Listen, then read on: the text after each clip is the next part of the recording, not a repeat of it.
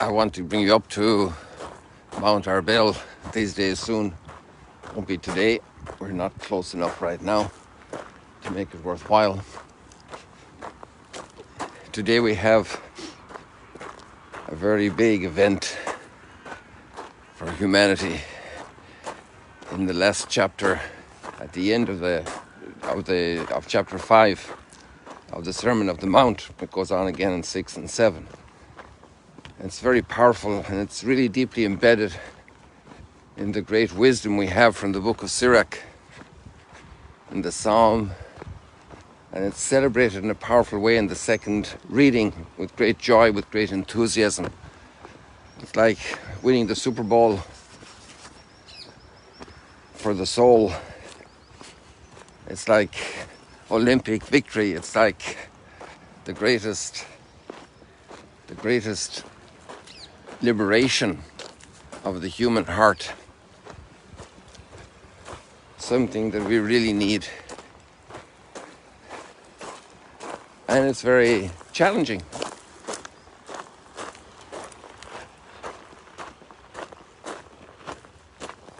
Very challenging.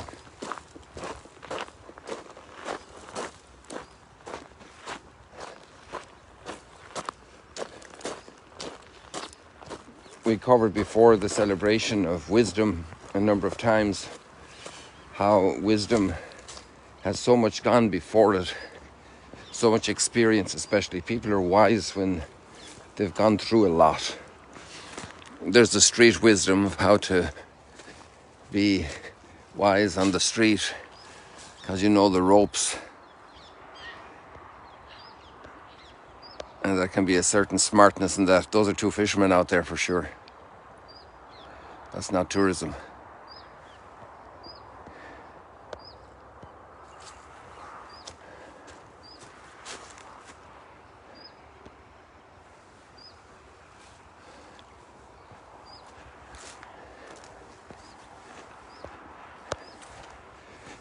And here it's about knowing the ropes of life, of humanity, and about the standards, Olympic standards for the soul. The ultimate victory morally. And laws help to bring order into society. I don't think there was too much laws about yield signs and all of those on roadways as before with the horses and buggies. But once you had cars, you had to put up yield signs. And because speed increased, and you had to make space for the other. And it had to be regulated. And in the beginning there were no rules for internet, but then once abuses started happening, then laws were introduced to curtail the abuse.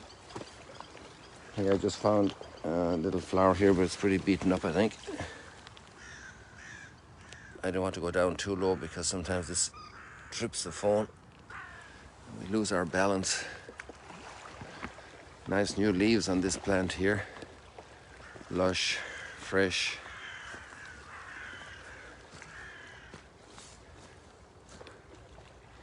I don't know the name of this plant. It might even be a weed. Or it could be something more. Yeah, it looks like a weed. It looks like these ones here because I see more such leaves over here. So it's just one other beautiful weed.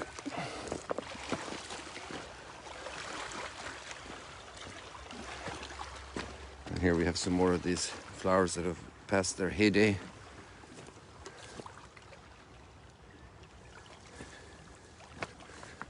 Now the flowers are coming more abundantly.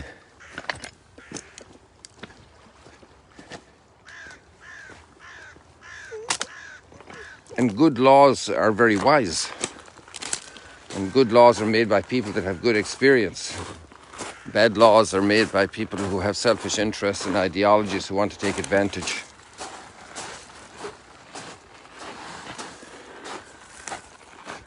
Who want to take advantage of others. In corrupt regimes, laws are made that benefit a few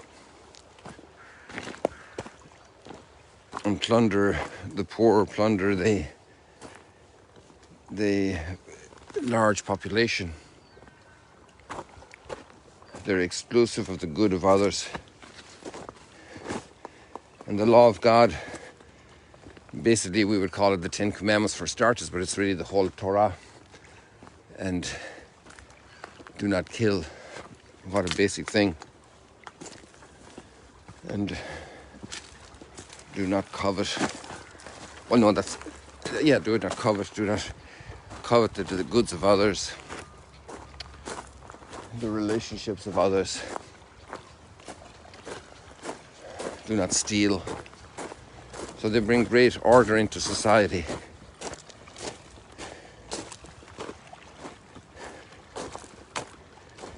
Blessed are they who follow the law of the Lord, because that leads for an ordered society.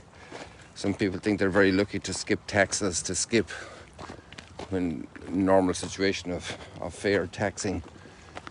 Some people think they can cheat on contracts.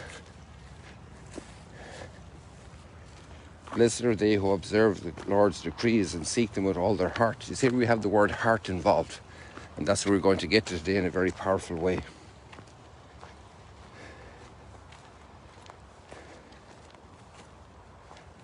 And so then in the letter to the Corinthians, this praise of wisdom becomes ecstatic. Not a wisdom of this age, nor of the rulers of this age. We're passing away. We speak of God's wisdom, mysterious, hidden, which God predetermined before the ages for our glory. This is ecstasy language.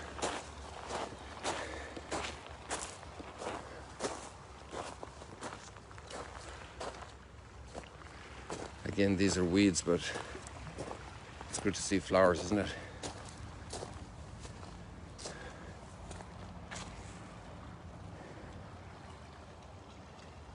What eye has not seen and ear has not heard, and what has not entered the human heart, what God has prepared for those who love him.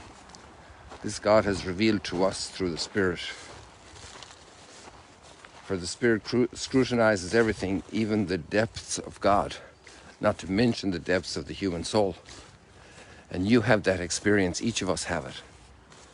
The Spirit scrutinizing the depths of our soul. What's your experience of that? And we can go on to find it now in the gospel text. Jesus upholds the commandments in this text, in his words in Matthew chapter 5. And we have this very powerful level, this new intuition and expression of the standards of the redeemed creature, because that's what it's about. It's about a person on the way to redemption. It's about a person with this grace that has been revealed and given.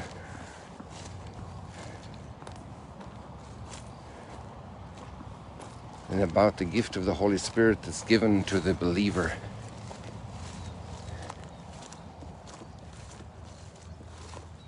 Not the smallest part of the letter will pass from the law until all things have taken place. And he brings the commandments to fulfillment. What's the fulfillment of a commandment? Not so much that everybody just does it and society is in order, but to the core root of the human heart. You have heard that it was said, you shall not kill. But I say to you, whoever is angry with his brother is liable for judgment. If you kill somebody, you're liable to be judged and end up in prison. But to be angry with your brother. So this is looking for getting down below the source power that leads to murder.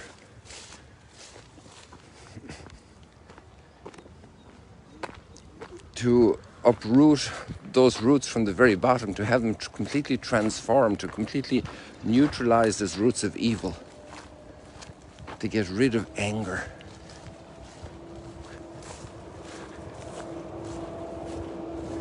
Whoever is angry with his brother And whoever calls offensive names to his brother is guilty. We need to pray a lot for people involved in violence, that their hearts will open, that the light can come through.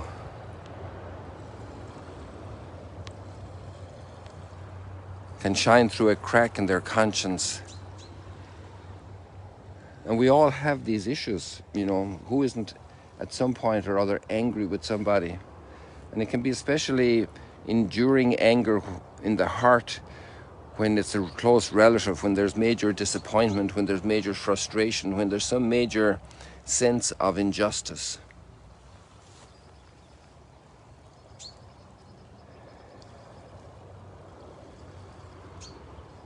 And then we go on to another point in the same area, and is when you're going to go to worship. So we're talking about somebody who's religious, who's devout, who's going to church.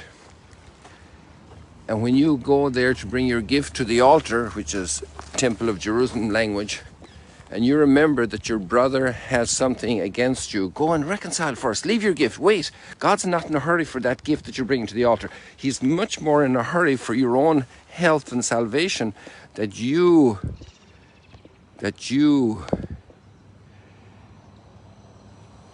are reconciled, that you don't hate your brother, that he doesn't have a grievance against you that needs to be settled.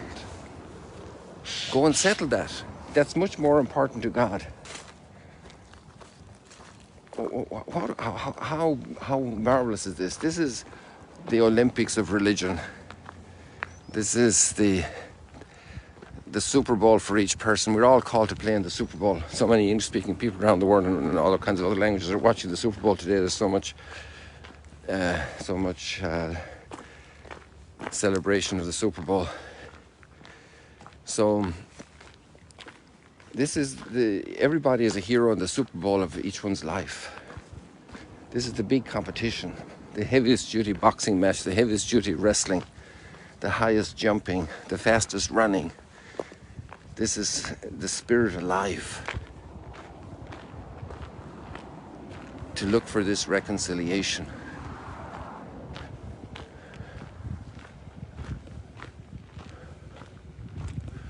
Oh, here we have two fishermen wrapping up.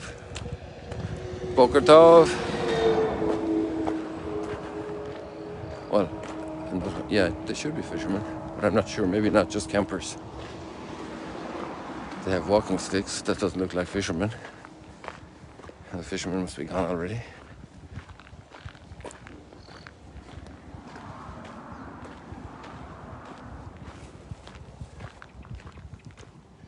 Settle with your opponent quite quickly on the way to court. Don't sue everybody, bring everybody to judgment. Squeeze everybody for the last penny. That's the wonderful culture of mediation for settling disputes. To find ways how to come to an agreement.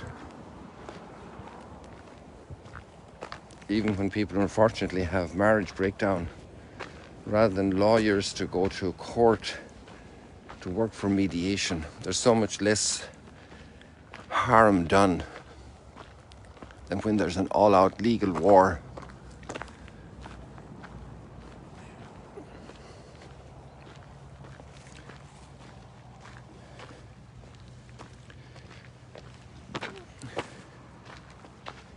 And then the whole area of adultery.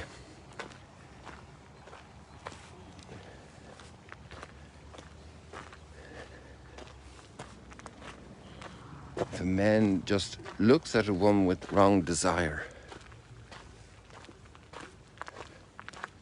You see, it's another level.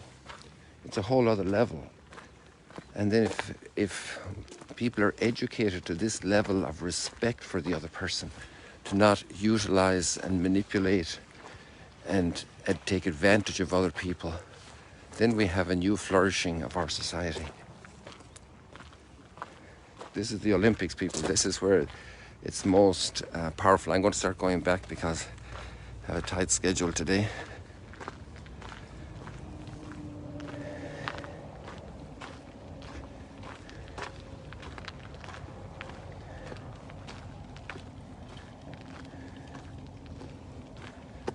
do not swear a false oath. And he says, well, don't even swear at all. Just be truthful. The Olympics of speech. The truthfulness of our statements each day. I think this is where we were yesterday. I recognized the position of these two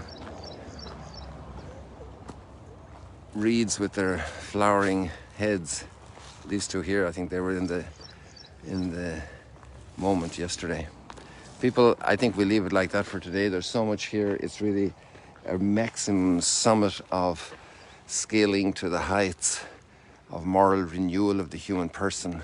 A victory of grace, a victory of the Spirit that's given to us in our hearts. A true touchdown for humanity. A true finish of the race as we grow and are transformed in our lives. See you later, alligators. God bless you. Have a blessed Sunday. A new week filled with grace and with victories. Not just one day of Super Bowl, every day a Super Bowl in your soul. Living by the Spirit of God.